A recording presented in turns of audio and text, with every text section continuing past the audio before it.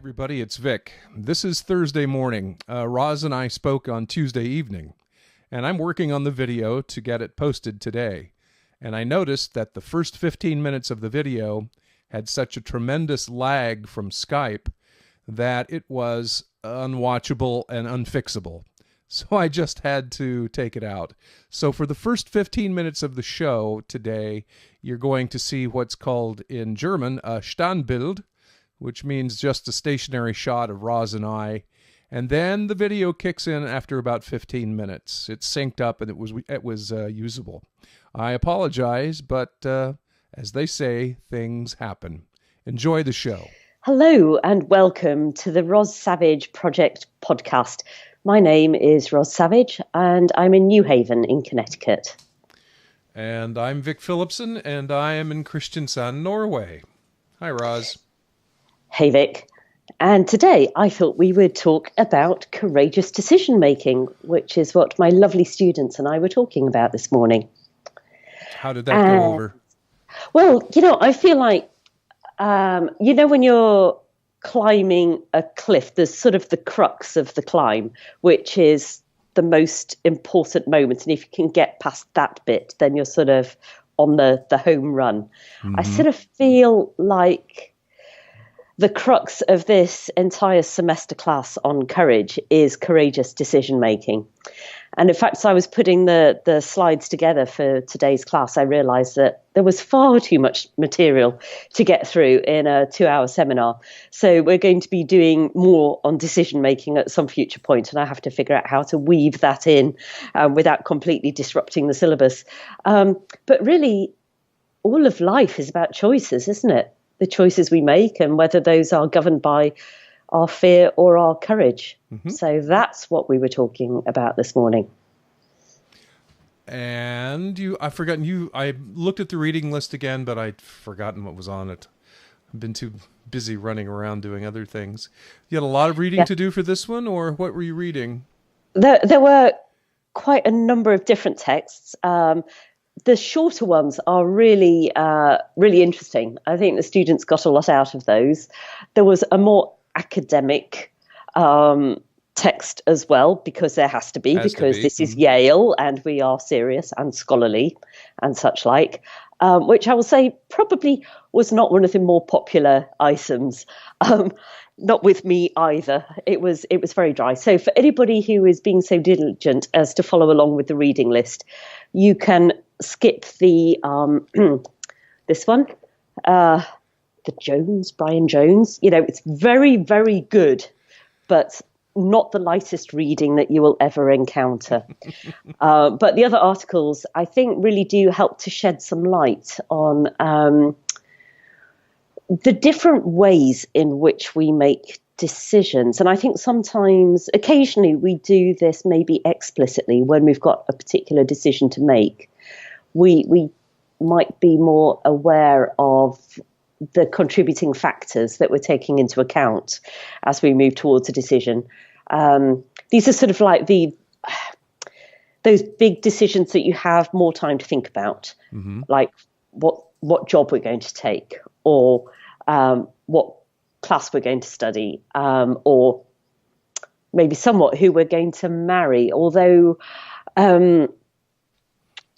I think we have different decision-making centres as well. So maybe if we start off with the decision-making centres, and then we'll go more into within the cerebral ways of making a decision, how that divides up. So there is a school of thought that the main decision-making centres are the head, the heart, and the gut. Mm-hmm. And there is also a theory that there is a fourth, should we say, lower centre that does seem to govern some people's decision-making processes, maybe not always for the best. But yes, yeah.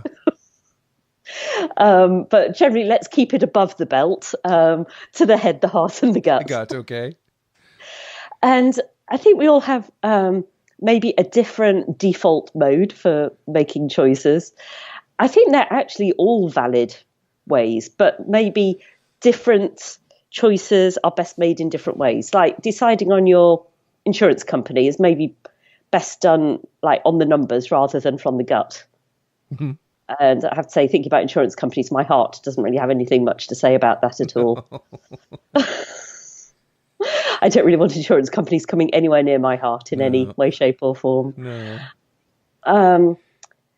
But I think sometimes we get a sort of intuitive feel about things that we want to follow.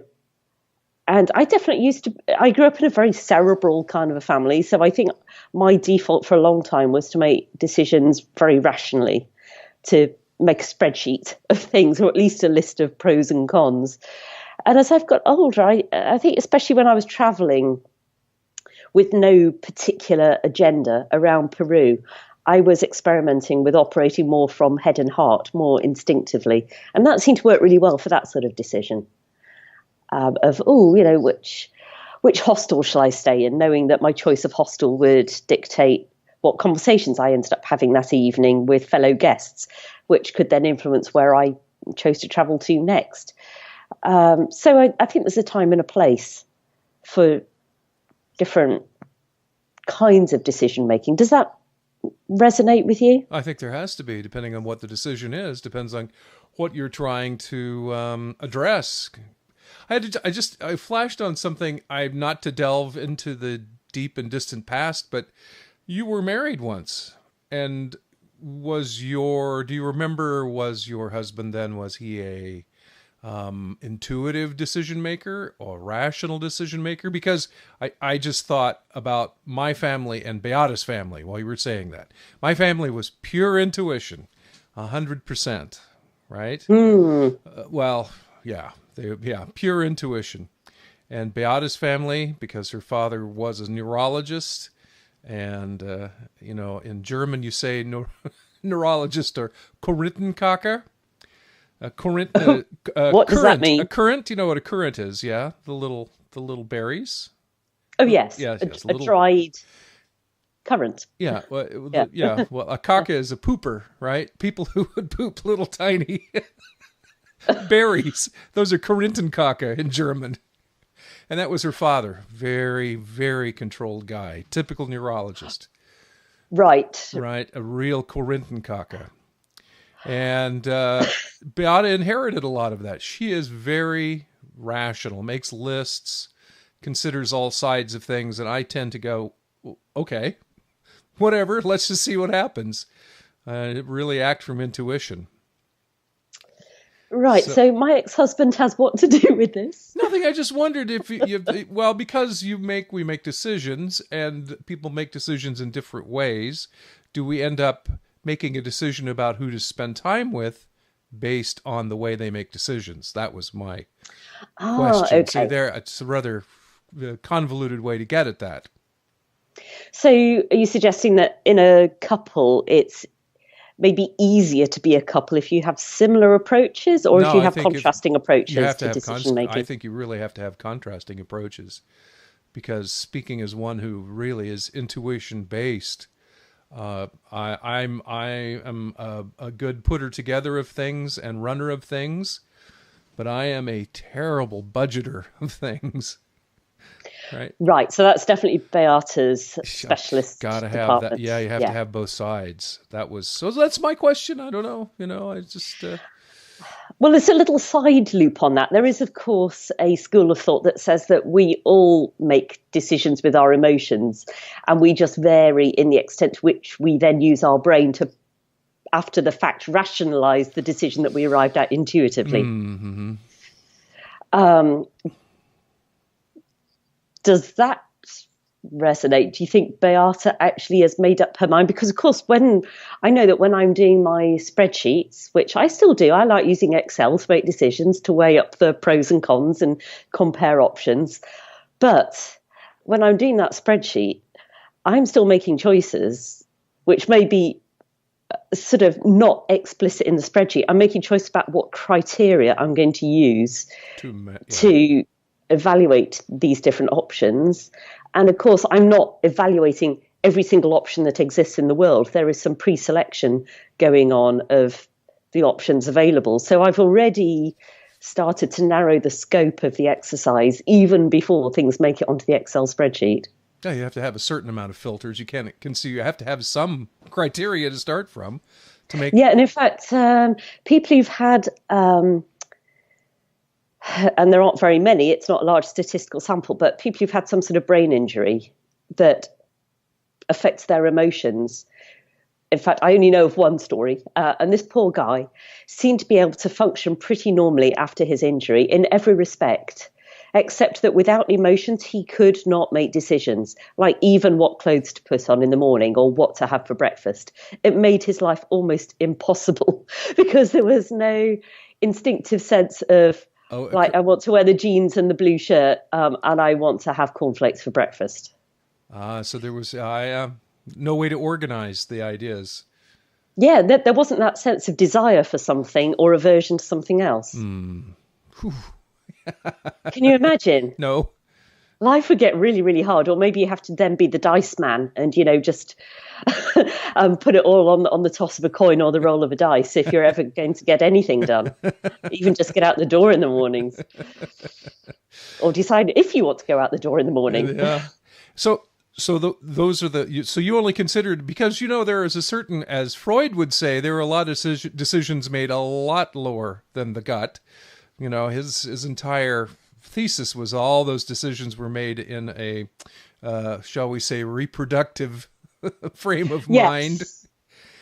Darwin really would have the same, would have this. I mean, that in some way all our decisions go towards reproducing our genes. I don't know how honestly true that is, but yeah, it seems like, there are those three that you mentioned, but there certainly has to be the fourth part of it. You didn't talk about that in class? We did not talk about gonads in class, no. I didn't mean gonads. Yes, well, anyway, or the big brain and the little brain.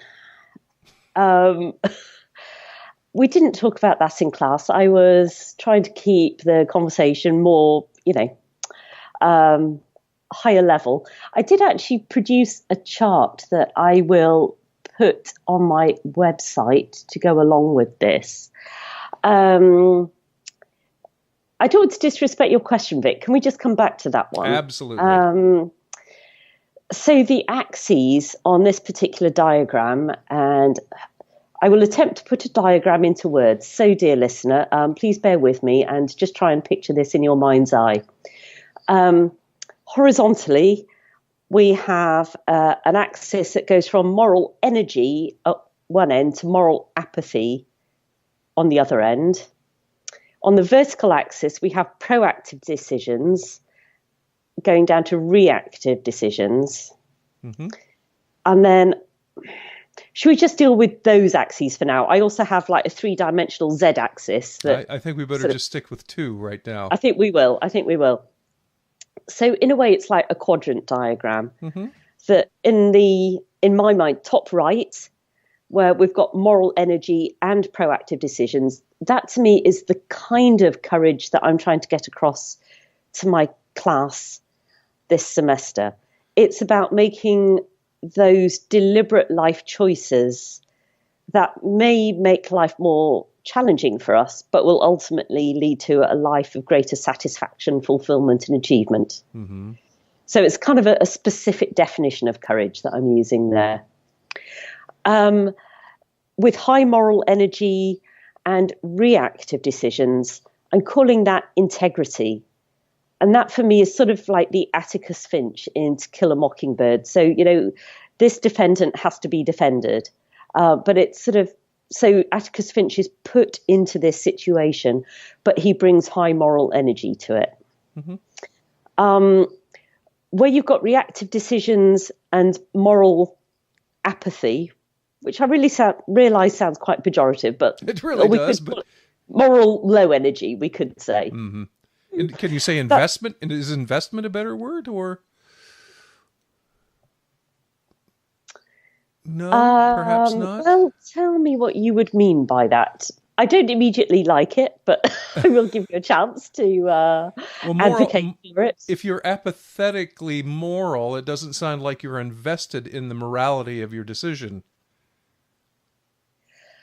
Right. So that's where the idea yeah. of investment would come in. If you're invested in it and you have a lot of energy, that was just, I just thought for that's an alternative term to moral Okay, so apathy. this would be sort of moral. Moral apathy is a fairly difficult idea to get your head around. How can you be morally? I mean, we would think apathetic is not the opposite of morality, but they're sort of contrapunctual, aren't they? Well, answers on a postcard, please. I mean, teaching class for 2 hours, then doing an interview for 2 hours, and then doing a briefing call with a client. I know. Anyway, my brain is exploding at this point. So the word that I've put in that quadrant of reactive, and let's just call it moral apathy for now, because that's what I've got on the screen in front of me. I'm calling that expediency, which is sort of like, yeah, whatevs, So you're presented with a challenge that if you chose to rise to the challenge, you could be courageous, but you can't really be bothered. Mm-hmm. So that's why I was calling it apathy. I see. No. That makes perfect sense. Yeah. And then in the remaining quadrant, which is moral apathy, for lack of a better phrase, and proactive decisions, I've called that gung-ho, which is where you're being very active and enthusiastic and energetic, but you're maybe not really stopping to think about the moral implications of your. Yeah, that's great. Focus. That's great. Mm-hmm. Oh, I'm glad you approved. Well, no. So we did actually. I have a Chinese student in my class, and she wanted to know what gung ho meant. So we did look it up in the dictionary, and it was something along the lines of. Lots of enthusiasm, particularly in a military context. But yes, maybe a lack of caution and consideration about the moral implications of that.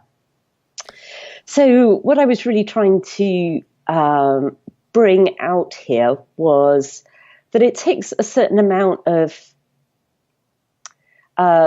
moral energy, of sort of engagement with the wider implications of our actions to really engage those things that we tend to think of as good, the courage and the integrity. Mm-hmm. It's sort of, in a sense, activation of those moral standards as part of our decision-making process. Mm-hmm. So whether you are being intuitive about your decision-making or cerebral about your decision-making. So here's a question. When you're making decisions intuitively, where does the moral aspect come into that? Or does it? I don't know. Is being moral, behaving morally, an inbuilt reaction or an inbuilt sense? I think so. I think so too. I think lacking that sense is where people really get into trouble, or people who cause a lot of trouble lack that sense. Yes. But just as a little side loop on that, reminds me of an American guy that I met when I was doing a long distance walk in England, who had run for, I think, Congress, in the Bible Belt as an atheist. His book is called Candidate Without a Prayer, which I thought was quite clever. And the reason that he was standing was really just to be provocative, because he'd found out that according to the constitution of whichever state he was in, and I can't remember that right now, but according to the constitution, you were not allowed to run for public office if you were an atheist, which he felt was just wrong. But he had some of the most interesting questions when he went on radio shows. People would dial in and say, well, how come you don't go around murdering people if you're an atheist? So it really sort of brought up some interesting questions about morality and religion, I thought. Because obviously you can be moral without being religious. 100%. And many, many, many people are. But to some very devoutly religious people, they sort of feel like morality and religion are very closely equated. Mm. And how can you have one without the other? Mm-hmm. So that was just a side loop. And he didn't win, but he definitely, I don't know if he succeeded in getting the constitution changed either, but it was quite an interesting point.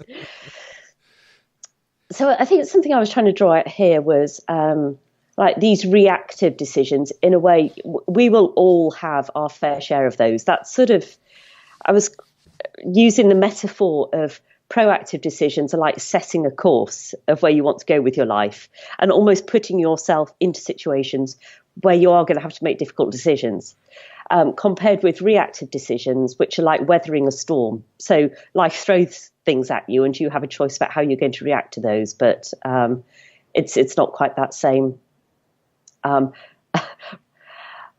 You're reacting to the storm when it comes and hits you rather than standing in port and deliberately rowing out into the storm, mm-hmm. which I hear some idiots do. Like, who would do a thing like that?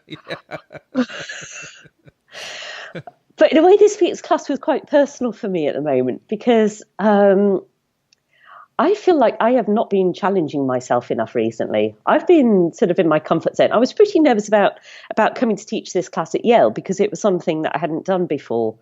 But by week 2, I was just really loving it. So I feel like I'm sort of operating within what's fairly familiar to me now. And I quite like that feeling of wanting to push my boundaries. Oh, heck, I should be so careful what I wish for. Yeah, you might get it. I know. So there's another chart. I do love my fake data charts. You know, I just sort of try and come up with a model that, to my mind, illustrates the point I'm trying to get across.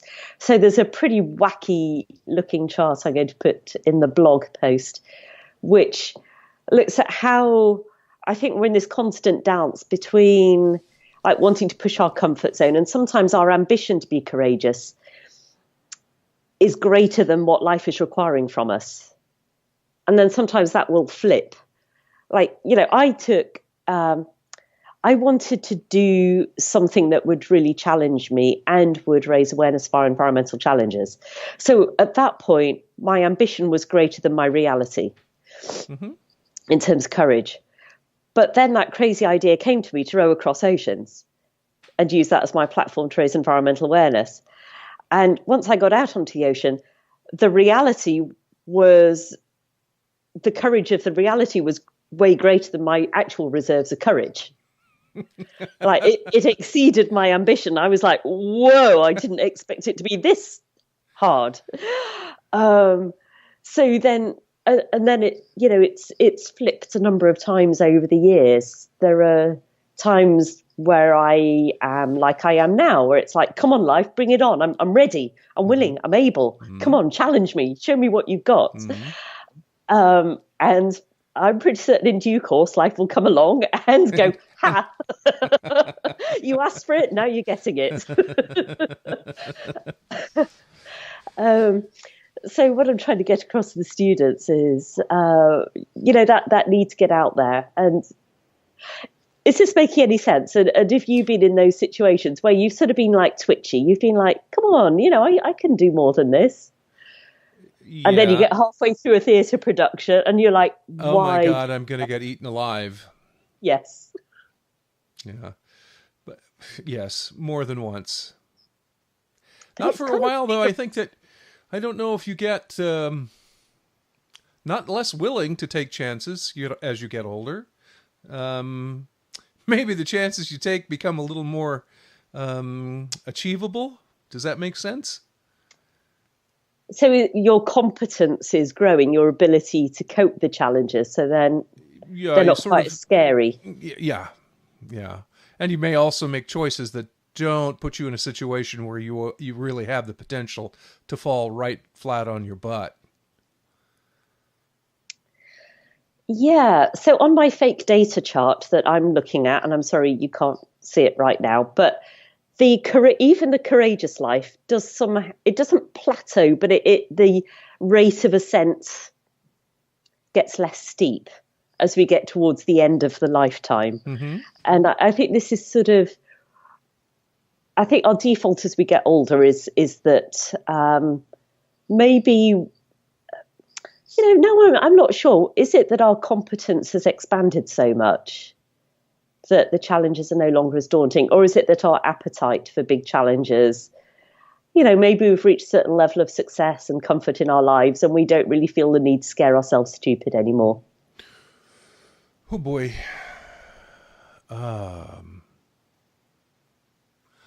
I think it may be that requires so much energy. I think you have to be really filled with energy to take those really big chances and do things that are not perhaps existentially dangerous, as you did. You did things that were, life-threatening. Although, actually, much as I hate to hold him up as any kind of a good example, but the current resident of the White House at the age of 70, when he's already got a fortune, could quite easily just have rested on his financial laurels, but decided to put himself up into a challenging situation. Yes, he did. And we can all see how that's turning out for him.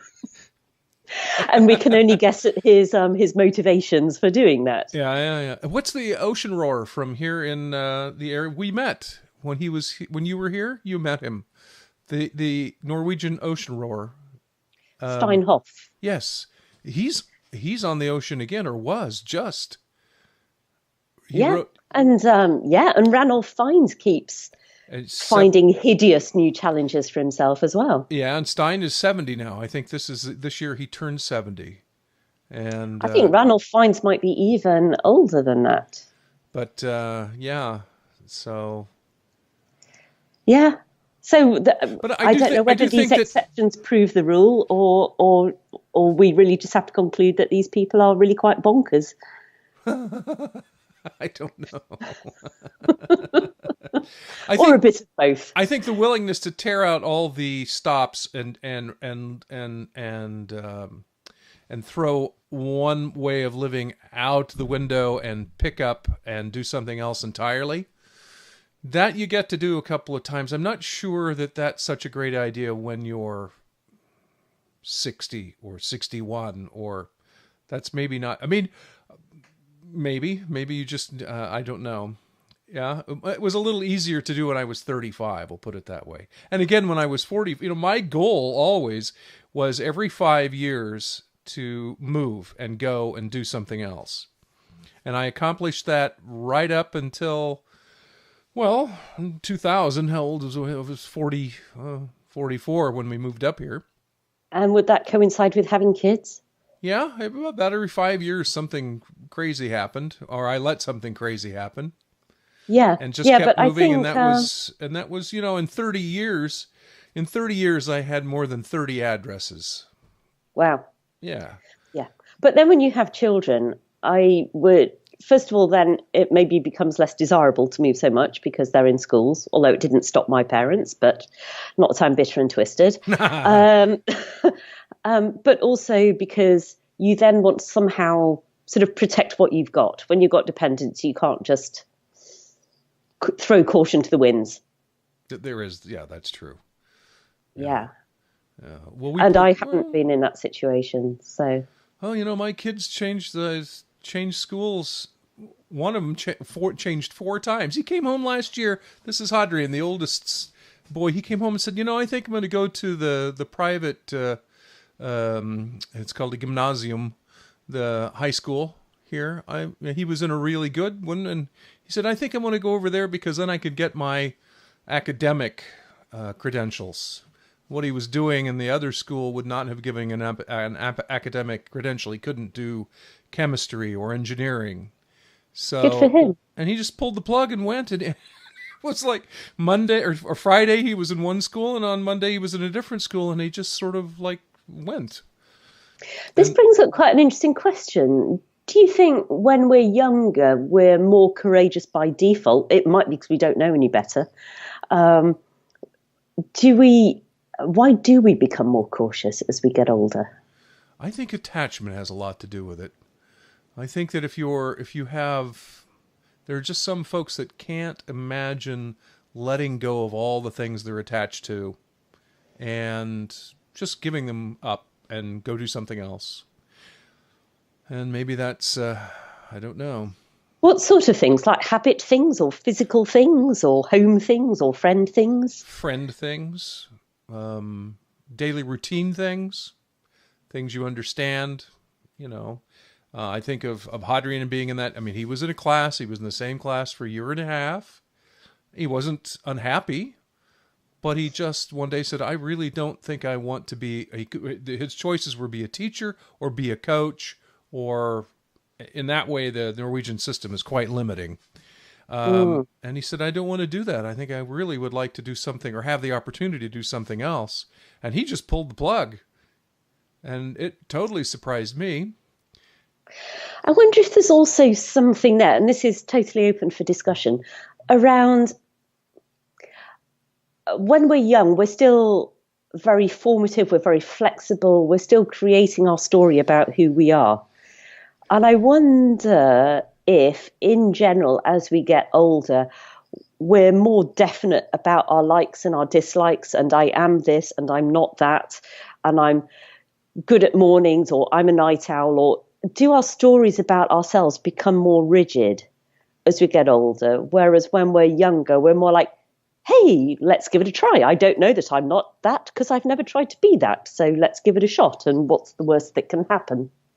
To a point, I think that teenagers in particular, because they are trying to figure out, they can go two ways. They can either be fantastically flexible and fantastically amorphous and able to ooze into all kinds of different categories, or they can be incredibly brittle.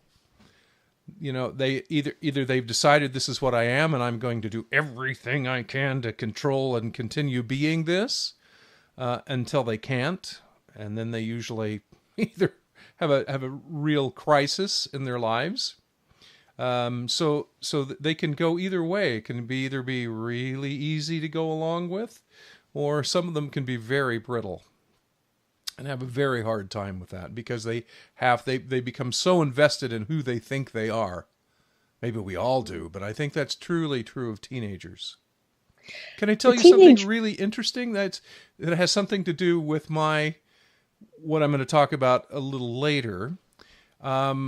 There were, after the approval or the Supreme Court decision that legalized same-sex marriage, the number of attempted suicides in the United States, in the 32 states that approved the same-sex marriage, the number of suicide attempts in the United States decreased by 134,000. Wow. Since that decision, since 2014. Do you know what that would be as a percentage? No, I don't. And that doesn't tell you that's attempts. That's not. Yeah, that's not successful or there's no hard. And that's from the Johns Hopkins University did this study, which I think sort of ties into the idea of being brittle. I think part of what the idea that you could be who you want and there is a future in being gay, which I had a lot of students who were just miserable in the mid-'80s in Missouri, right? Because they were gay kids stuck in this little tiny town, and they were really miserable, and I felt so bad for them. And I think now, I think a lot of teenage suicide because of your sexual identity isn't if it ever gets firmed up, it certainly hasn't by that time. We'll talk about your issues some other time. I know. But I think their sexual identity is so important to them, and if they're having trouble with that, or if they're really questioning that, that becomes the source of a lot of suicidal thinking and their self-hate, all those things. So I think that is the ability to be more flexible in thinking about those things and understanding there is a future. You could get married. You can have a family. There is no, even if you're... That is so interesting. Can I pick up on that? Yes. I was being interviewed by a journalist from the Yale News which was 2 hours out of my 5 hours of talking so far today. She was telling me that with the Dakota Access Pipeline, the resistance to that was started by some teenagers on the Indian reservation there. Is it the Lakota tribe that's mostly involved with that? And the suicide rate on the reservation amongst teenagers was just horrendous. And one of the kids felt that they needed some sense of purpose, some pride in their tribe, their culture. And so this was apparently reported in the New York Times either last week or over the weekend, this story. I want to look it up. And so that was part of the reason behind standing up to the pipeline. And it has made a massive difference. And I can see certain parallels here that when you feel like you're in a persecuted minority of whatever sort, and you can't feel proud of who you are, that you're not connected to any greater sense of purpose or an exciting vision of your future, then I can understand why suicidal thoughts would proliferate in that sort of situation. And hopelessness. So, yeah. I think people can endure an enormous amount of personal strife as long as there's a light in the end of the tunnel, as long as there's a sense of not hopelessness, of being empowered. Viktor Frankl, again, one of our set texts being Man's Search for Meaning, I won't say he exactly had hope. I don't think he expected to get out of Auschwitz alive, but he managed to find meaning in the suffering itself. He saw the suffering as life challenging him to be the best person that he could be in these appalling circumstances. So even though he wasn't really hopeful about a long-term future, he had purpose and meaning in what he was doing right now. And that was what enabled him to keep on going. So that's so interesting. I hadn't thought of it from that existential perspective. Yeah, really good point. So shall we talk about, you said that's referred forward to something that you're going to mention later on. Yes, it is. Is it time? I think it is about that time. It is about that time. You know what the Homitern is? The Central Committee of the Communist Party. I know now. The Homitern. Do you remember that term? I don't recall hearing that before. Yeah, that's what they called the Central Committee was called the Homitern. Well, in the late 40s, the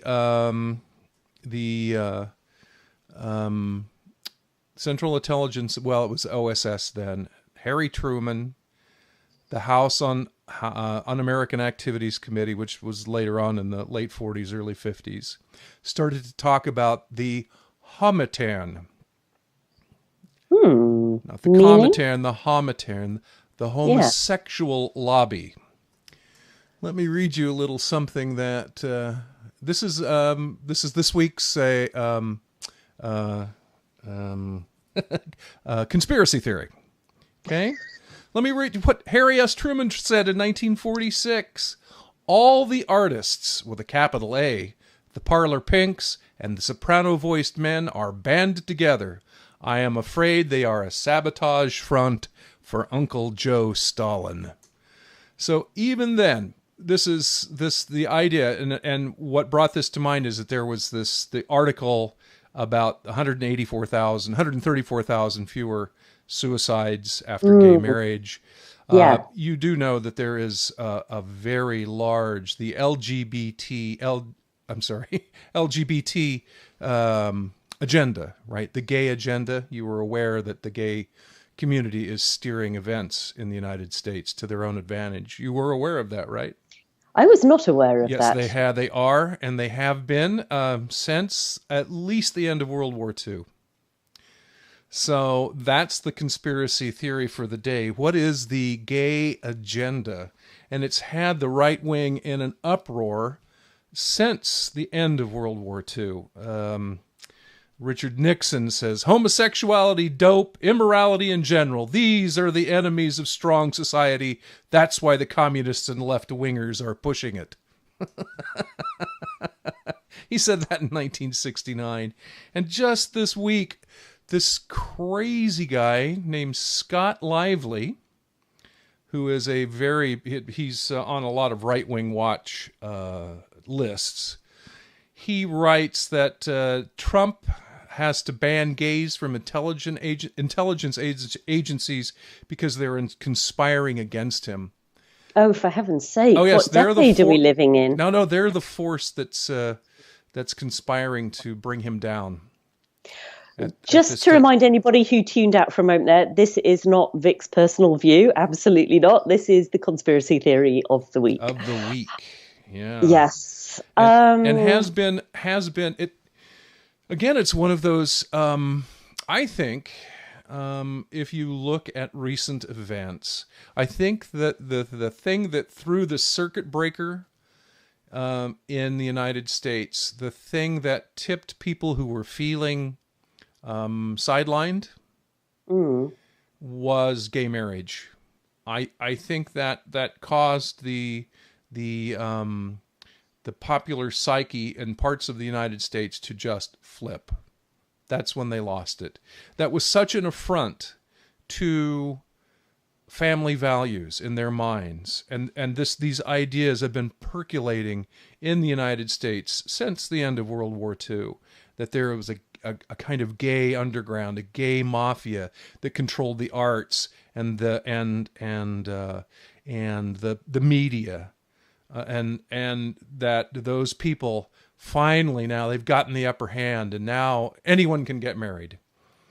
You really think that more than healthcare or abortion or gun control or any of those things? You can't say, but yeah, what gun control? No one's done. What effective legislation has there been about gun control? None at all. Well, that's very fair. That's a totally untouchable subject. That's the third rail of American politics. You can't touch that. So unless you really don't want to get elected, that. So, but I do think, but it seemed that in everyone's optimism and hopefulness and happiness, that finally friends and family and people we'd known all of our lives were accepted and were allowed the same rights that the rest of us have and have had. Yeah. That we found that fantastic and a cause for celebration. Yes. A huge amount of people found that, and that was the straw that broke the camel's back. I think when you would sort of rationally think that what two people want to do in the privacy of their own bedroom, or was it like the legal and no? You see, the recognition of it. This is all tied up with the crazy control theories that are going and continue to go around. I mean, the ultimate point of this is. If you read through all of these crazy documents about the gay agenda, is that the idea is to set the stage for the reduction in the human population on Earth. Really, there is a serious mindset that says, and that's why everybody's prepping. The government, the elites are conspiring. The Bilderbergers, the Illuminati, all those people are conspiring to set the stage for a worldwide apocalypse that will lower the population level by 95%. I am not making this up. I am not kidding. Well, I think we all know that there are an excessive number of people on the planet. I would have thought that allowing them to fall in love and marry the loves of their lives would sort of be a win-win for everybody.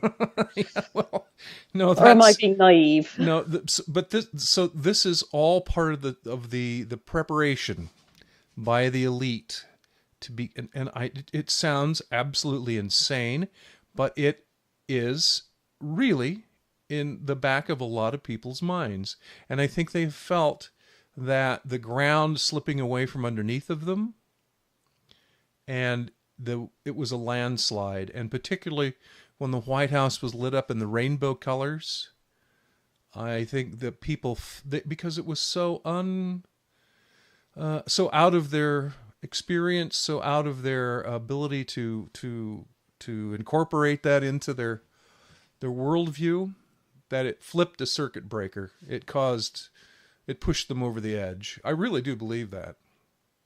Mm. And We as I live in said, dark times, Vic. We well, not do. entirely. I mean, if you do consider, I mean, I think that's the beauty of the Johns Hopkins thing. I mean, how do you refute to people who would make such crazy statements? I mean, here are statistics, and of course, we all know statistics are what they are, but that show that since 2014 the rate of suicide attempts has dramatically declined in the states that approved same-sex marriage. That's pretty hard to refute. Yes. So, yeah, they're dark times, but there are lots of points of light.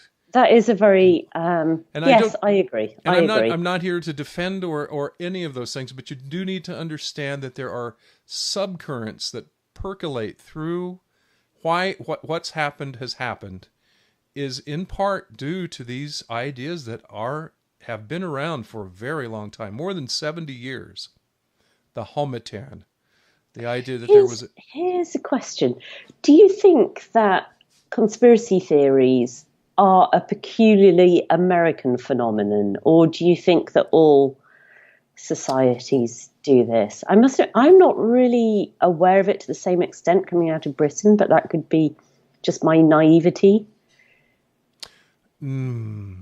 I don't know. You know, the Germans fell prey to the Protocols of Zion, that fake document that was published, was it before World War One, that purported to show how the Jews were going to take over worldwide financial markets and bring about the Mm, ruin of capitalism. yeah, so maybe it is a I think human when people are phenomenon. in times of stress and they are looking for explanations, that Yeah. yeah, I think that's what's going on. And again, I just finished a book called White Trash. Super interesting book that basically said in the 1600s, the early 1600s, England shipped out its waste people. That's how they referred to those people, to the United Ooh. States. And they took the underclass of England and exported it to the United States, where they remained the underclass and are still the underclass in the United States. And we've gone through various phases of rejection, acceptance, rejection, acceptance. You know, we watch reality TV with what's that? I've never seen it, but the duck. What's The that with duck? the guys with the big beards? Oh, You've lost the me. people will. Oh yeah. It's a family in Louisiana or something. The Duck Brotherhood or some damn thing. Like Here Comes Honey Boo Boo, which was a thing about a little girl who was beauty pageant queen. So we've gone through since the idea. Part of the idea of this book is that since 1993, since Clinton's inauguration, we've embraced once again the white underclass ethics and not ethics, white underclass values. We're fascinated with them Mm, because Bill Clinton okay. came from Mm. such a poor white background, you know. Anyway, I was this is a starting to great watch an book of. interview with Maya Angelou, speaking of Arkansas, that was, wow, just what an incredible woman. Um, I'll post a link to that in the blog if I remember. Where was Uh, it? um, On where was the interview, yeah or yeah where when was she when she was being interviewed? yeah yeah. It was on When the Brain Pickings website, and it was a oh long time okay ago. She was a young woman at the time, okay. back in her hometown in Mm, Arkansas, mm, and she was talking about like her side of the tracks, and then the white folks' side of the tracks. And yes, it wasn't so safe for her on the other side of the tracks.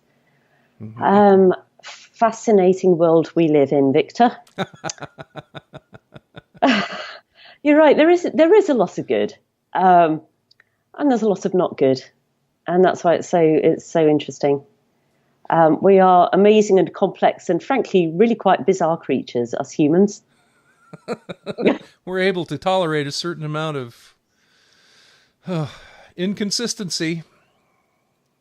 Yes. Oh, that's the truth. Well, there's a subject for another time. Right, lovely listeners. We shall leave you there for this week. I only got about halfway through the decision making, but I think what I'll probably do is weave that into other weeks. So next week we are on to courage and truth. Oh boy. Very interesting topic for our times. And how do you define that? We shall talk about that next week. All right, Roz. Have a great week, everybody. Be courageous. Okay. See you later. Bye-bye. Bye. Bye.